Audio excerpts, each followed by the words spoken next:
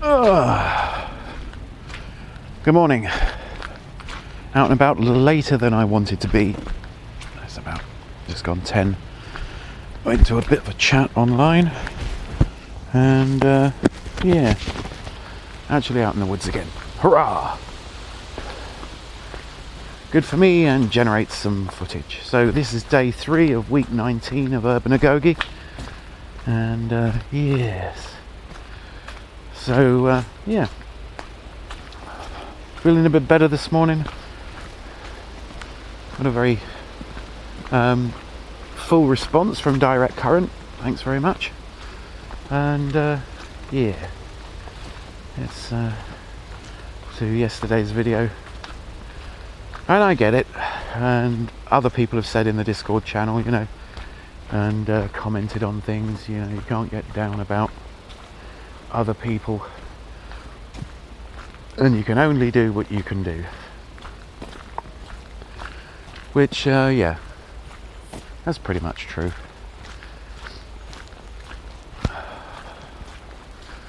But it's still, you know, it never feels like enough.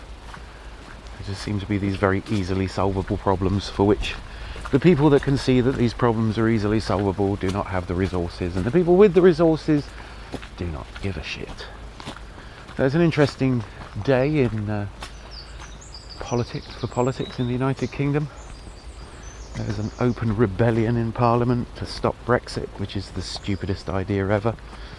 And if you ever, I think if I ever doubt that en masse people are quite stupid, it's, you know, I think the lesson for our times, maybe every couple of generations we need to learn it.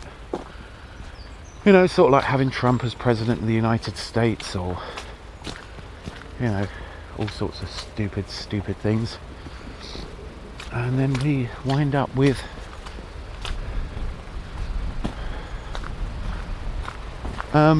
somebody who wears, you know, now we've got our own person who wears the facade of an idiot in order to get horrendous agendas across.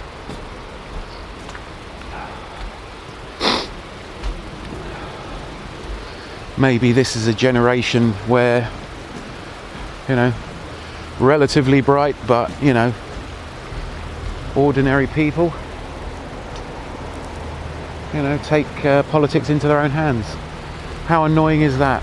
It's a job nobody really wants. Nobody with any intelligence really wants to be an MP, because it's a hard slog and you've got to listen to loads of people and you've got to sit in a very boring... Basically, it's, if you get elected as an MP or a congressperson or a senator or anything like that, it's essentially 4 years of meetings.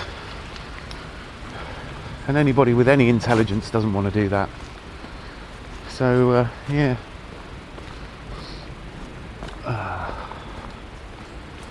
So maybe that was the lesson we needed to learn as a species. But yeah. So yes, you can only do what you can do, otherwise you will go utterly mad. So there's all sorts of pressure groups trying to get this result or that result in the UK right now. You know, we're heading for another general election, and probably people are going to vote quite stupidly,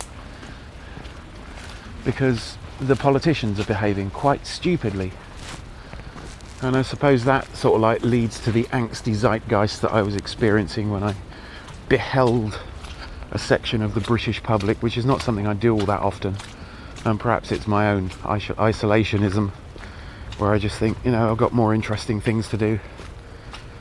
Though, you know, to be fair, that's a bit of a distraction, but there you go. What can you do?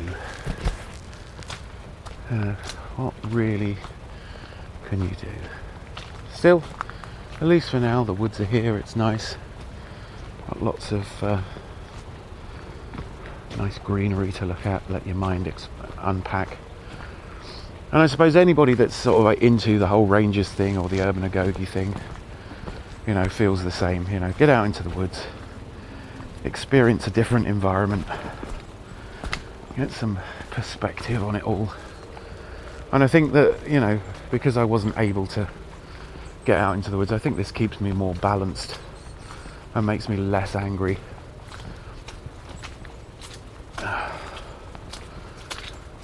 It's just that we have the technology right now to do all these amazing things and loads of cool stuff, and we're not doing anything with it, you know.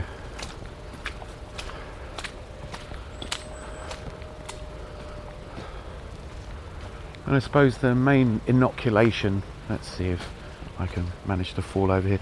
The main inoculation against despair is doing something, or doing something about the problem. Or as Digital Current says, you know, do a good deed for the day. You know, help try and redress the balance. And see if we can increase the reach of a concept that may mean more sustainable living. And I think the big problem with sustainable living and being a decent person is that it's more a series of don'ts, you know? And it's more a case of sort of like a certain amount of self-denial. You know, you can't have this thing, you can't do that thing, you know? Let's take a look at the river from another angle. Or a stream, as people who live in much more varied environments live. It does turn into a river, like an actual river further upstream. I know, because we've been there. And you've probably seen it. So if you were looking at any river, you know, when we were doing the Oldham Way, you'll have seen that this gets a bit bigger and a bit more impressive over time. It's interesting that, you know, because it's a faster mode of transportation, rivers have been used all over the world as highways. And then in the 1800s, for a very brief period of time, we built artificial rivers called canals and set them up so they went to places where we wanted to go at a uniform depth and a uniform level, with no rapids or anything like that. So it's one of the few things we've got in the UK that very few other countries have ever bothered to put in. You know, it's one of the good things that came out of the Industrial Revolution, you know, problem solving. But it's always, you know, generally speaking, all those big problems, you have to have a certain amount of money to solve them. You know, God, I could do with a lottery win. Imagine what you could do. Imagine all the cool stuff that you'd be able to get done.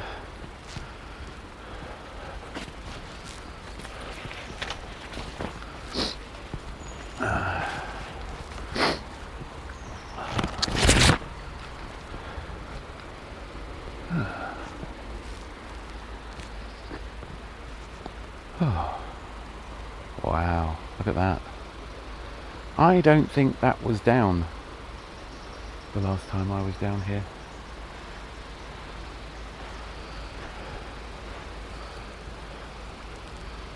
Or that one over there.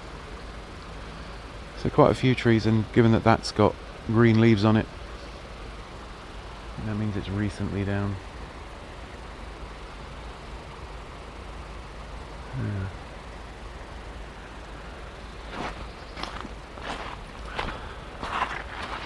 Resources. If you want to affect big change, we need resources. That's how it is. And I'm starting to get those resources together a little bit. So yeah.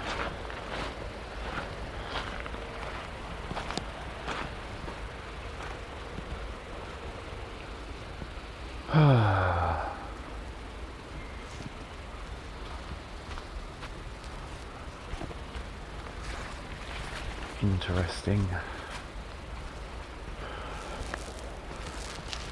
So I guess, you know, we need a, you know, I don't know. Do we turn Urban Agoge into a recruiting tool? You know, do we come up with a series of do's for it? I don't know. Let's switch it round a little bit. Whee! So yeah, you know, about a series of you can, or, you know, what would you do? Do eat more vegetables. You know, do try and empathise with another person.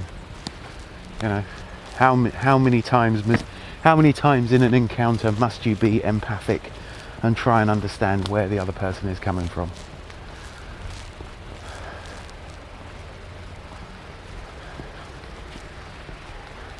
You know, maybe you should do, you know, how about we aim for one good thing, one good altruistic thing per week? What is your altruistic thing this week? I don't think we can manage a good deed of the day, or I don't think I can. I just don't interact with people enough to do a good deed for a person a day. Do you, you know,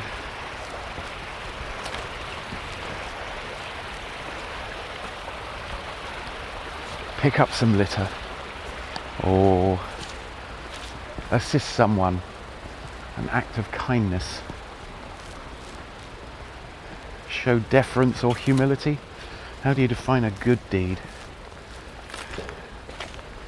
You know, I know the people that watch this are out there going, what are we going to do? You know, does it, I mean, I think that the idea of most organisations and most chances for improving the planet need a little guidance, and I'm not entirely sure that I qualify. But yeah, in the absence of other people, you know, try to understand one other human being's perspective a week.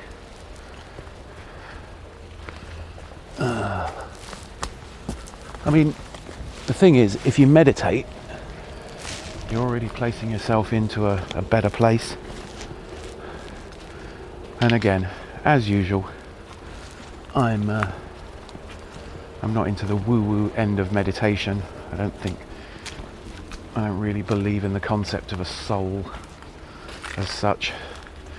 But I do believe giving yourself 5 minutes to just 5 minutes off. And if you've got something that's bothering you, you know, 5 minutes gap in which to try and come up with a better plan on how to resolve that. So yeah,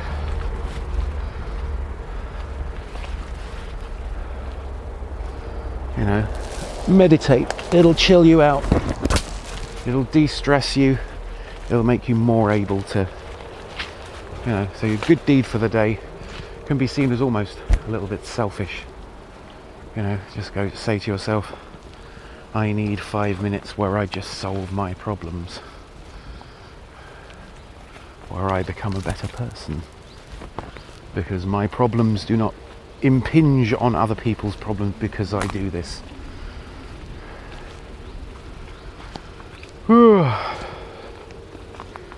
So if you're new to the concept, or you haven't meditated because it's largely dressed up in woo-woo bullshit, rather than a practice where you try and solve your problems in a very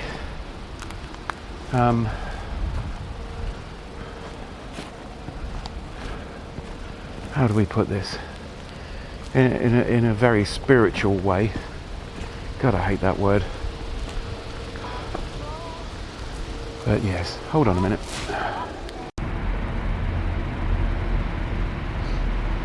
Okay, sorry about that. Bit of an interruption there. My daughter phoned. It was a long phone conversation. I won't bore you with it. But yeah, so where were we?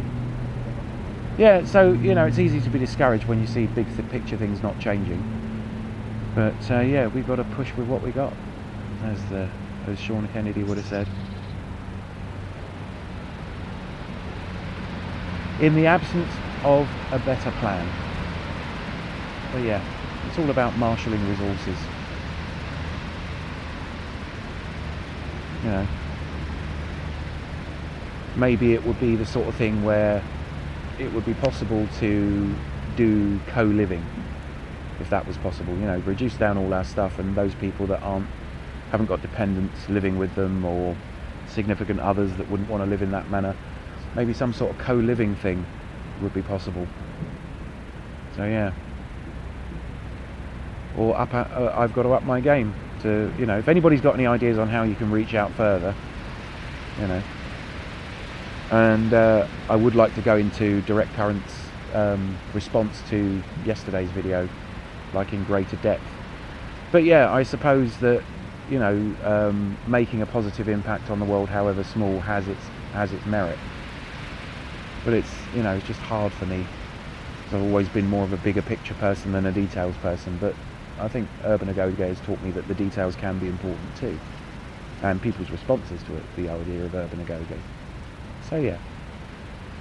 So sorry it got kind of truncated. I wasn't running out of time, but I now am running out of time, because I've essentially been out in the woods for 2 hours now as a result of the phone call.